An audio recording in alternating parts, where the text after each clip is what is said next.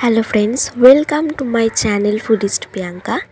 आमी किन्तु आज के बानाबो कलकाता स्टाइल मटन बिरियानी। एकदम लाइट वेट है, खेते खूबी भालो लागे। किभाबे बानाच्छि पुरो भिडियोटा किन्तु स्किप ना करे देखते हबे, नयतो बुझते पारबेन ना आमी सहजे बाड़ीते किभाबे बिरियानी बानालाम। और ये बिरियानीटा यदि एकबार बाड़ीते बानिये खान ताहले किन्तु दोकान थेके आर किने खेते हबे ना।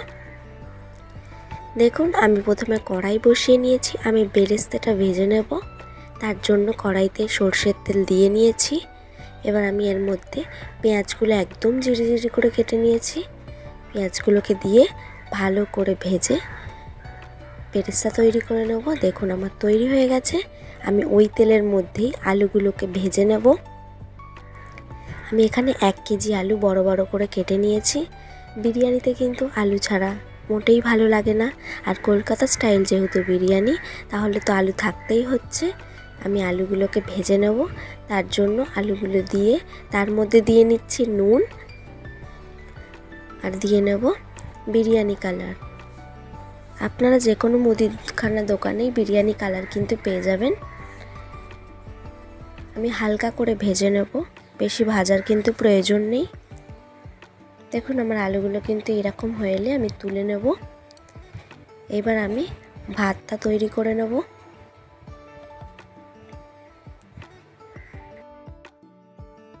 एखाने आमी हाঁড়ি बसिए निएछि, तार मध्य आमी जल दिए निएछि। आमी चालटाके किन्तु एकबार धुए रेखेछिलाम, सेई चालटा आमी दिए निচ্ছি। आमी एखाने 1 केजी चाल इउज करेछि। चालटा दिए निয়ে आमी एर मध्य बिरियानिर मशलार जे गोटा मशलाटा पावा जाए सेटा एकटा पुटलिर मध्य दिए नेब। कारण यदि एमनि दिई ताहले किन्तु भातेर मध्य मिशे जेते पारे, खेते भालो लागबे ना। ताई जोन्नो आमी एई पुटलिटा करे दिए निलाम। যতক্ষণ আমার ভাতটা রেডি হচ্ছে আমি কিন্তু মাটনটা ম্যারিনেট করে নেব।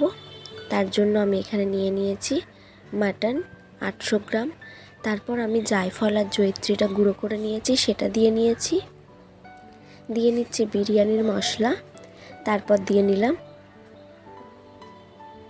গরম মশলা গুঁড়ো, কাশ্মীরি লঙ্কার গুঁড়ো, গোলমরিচ গুঁড়ো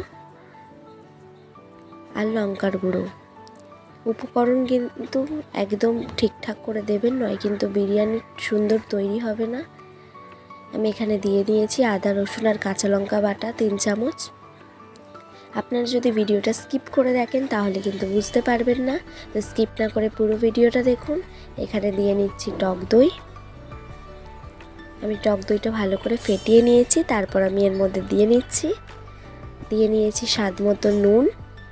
আমি কিন্তু এটাকে ম্যারিনেট করে 2 থেকে 3 ঘন্টা রেখে দেব। যতক্ষণ এটাকে ম্যারিনেট করে রাখবেন খেতে কিন্তু ততটাই ভালো হয়। মাটনটা অনেকক্ষণ ম্যারিনেট করে রাখলে খুব সুন্দরভাবে রেডি হয়। আমি এটাকে 2 ঘন্টা ম্যারিনেট করে রেখে দেব। আমার 2 ঘন্টা কিন্তু ম্যারিনেট করা হয়ে গেছে। এবার আমি মাটনটা প্রথমে তৈরি করে নেব। তার জন্য কড়াইতে সরষের তেল দিয়ে নিয়েছি। আমি কিন্তু আজকে পুরো রান্নাটাই সরষের তেলে করব। আমি এর মধ্যে দিয়ে নিয়েছি একটা তেজপাতা। তারপর দিয়ে নেব গোটা গরম মশলা আর বিরিয়ানির গোটা মশলাটা সামান্য দিয়ে নেব। তারপর আমি এর মধ্যে মাটনগুলো কিন্তু একে একে দিয়ে নেব। বানানো কিন্তু খুবই সহজ। আপনাদের সমস্ত কিছু উপকরণ মাথায় রেখে স্টেপ বাই স্টেপ কিন্তু দেখতে হবে, তাহলে কিন্তু খুবই সোজা হয়ে যাবে আজকের রেসিপিটা। আমি এতদিন কিন্তু কোনো বড় ভিডিও দিইনি, আজকে আমি মাটন বিরিয়ানিটাই বড় ভিডিও দিচ্ছি। আমি এই কদিন শর্ট ভিডিওই দিচ্ছিলাম তোমাদের প্রয়োজনে। আমি মাটনটাকে এবার ভালোভাবে কষিয়ে নেব। আমার ভালো করে কষানো হয়ে গেলে আমি প্রেসারে দিয়ে 6 থেকে 7টা সিটি দিয়ে নেব। তারপর কিন্তু আবার আলুগুলোকে প্রেসারে দিয়ে একটা সিটি দিয়ে নেব একসাথে। আমার ভালো করে প্রায় কষানো হয়ে গেছে। আমি উপর থেকে বেরেস্তা দিয়ে নিয়েছি। তারপর আমি এটা 5 থেকে 6টা সিটি দিয়ে আলুগুলো এর মধ্যে দিয়ে একটা সিটি দিয়েই নামিয়ে নেব। তাহলে আমাদের কিন্তু মাটনের গ্রেভিটা মাটনটা রেডি হয়ে যাবে। তার আগে বলে রাখি, আমার চ্যানেলটি যারা এখনও সাবস্ক্রাইব করেননি তারা প্লিজ আমার চ্যানেলটি সাবস্ক্রাইব করে দেবেন, আর পাশে থাকা বেল আইকনটা কিন্তু প্রেস করতে ভুলবেন না। তাহলে নিত্য নতুন আমার রান্নার ভিডিও আর ফুড ব্লগ আপনাদের কাছে সবার আগে পৌঁছে যাবে। দেখুন আমার কিন্তু ভাতগুলো ঠিক এইরকম 80% হয়ে এলে আমি কিন্তু এটাকে নামিয়ে নেব। ভাতটা কিন্তু খুব একটা সেদ্ধ করবেন না। আমি আজকে তৈরি করব গামলার মধ্যে, এটাকে ভাপে দেবো। তাই জন্য আমি নিচে একদম কলা পাতা দিয়ে তার মধ্যে দিয়ে নিয়েছি ঘি। কলা পাতাটা কিন্তু দেওয়ার চেষ্টা করবেন। আমি কলা পাতাটা এই কারণেই দিচ্ছি যাতে যখন আমি এটা ভাপে দেব তখন যেন নিচে লেগে না যায়। অনেক সময় নিচে লেগে যায়, তো কলা পাতাটা যদি আপনারা ইউজ করেন তাহলে নিচে লেগে যাবে না। আমি ভাতটা প্রথমে দিয়ে নিয়েছি, কলা পাতার উপর ঘি ছড়িয়ে তারপর ভাতটা দিয়ে নিয়েছি।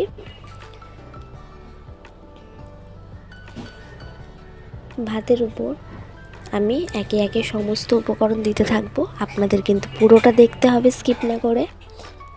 খেতে কিন্তু দুর্দান্ত হয়েছিল, একবার কিন্তু বাড়িতে বানিয়ে এটা দেখবেন, তারপর কিন্তু আমাকে কমেন্টে জানাতে ভুলবেন না। আমি এর মধ্যে দিয়ে নিয়েছি বেরেস্তা। তারপর একে একে আমি সামান্য কিছু উপকরণ দিয়ে নেব।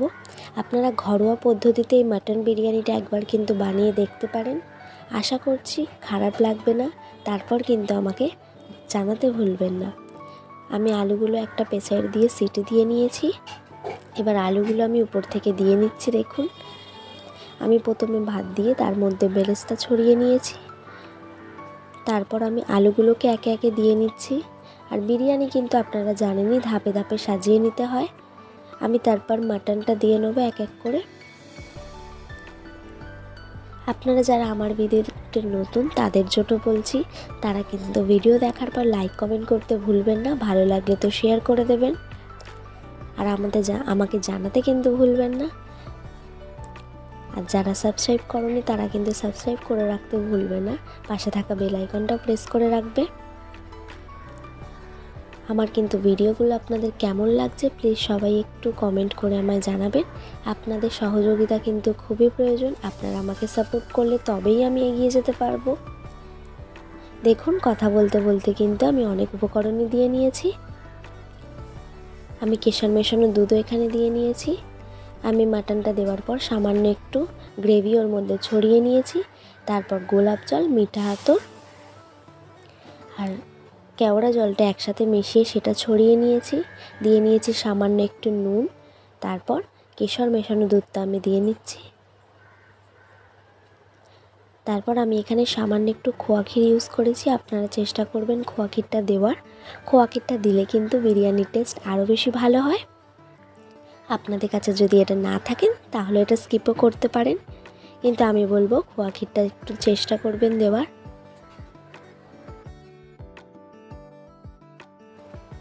আমি আবারও কিন্তু ভাতগুলো এর উপর থেকে ছড়িয়ে নিয়েছি। এবার আমি ধাপে ধাপে একই পদ্ধতিতে কিন্তু সমস্তটা তৈরি করে নেব।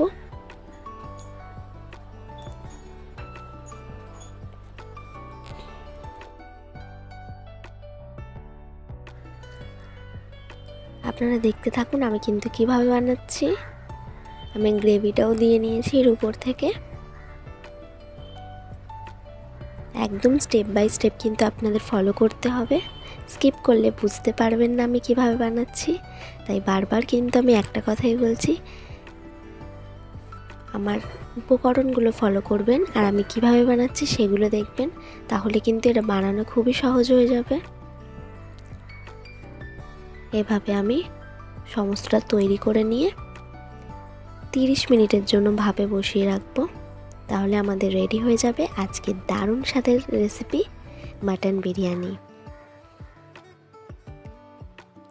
তারপর কিন্তু আমি ঢাকনাটা আঠা দিয়ে বন্ধ করে দেব, আর উপরে একটা ভারী কিছু চাপিয়ে দেব যাতে ভাপটা বেরিয়ে না আসে। আমার কিন্তু সাজানো রেডি। এবার আমি এটাকে ভাপে দিয়ে নিয়েছি।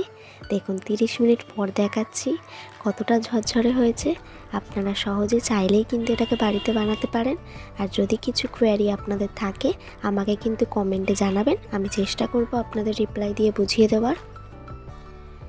বাড়িতে এটা বানিয়ে দেখতে পারেন, আশা করছি খুবই ভালো লাগবে।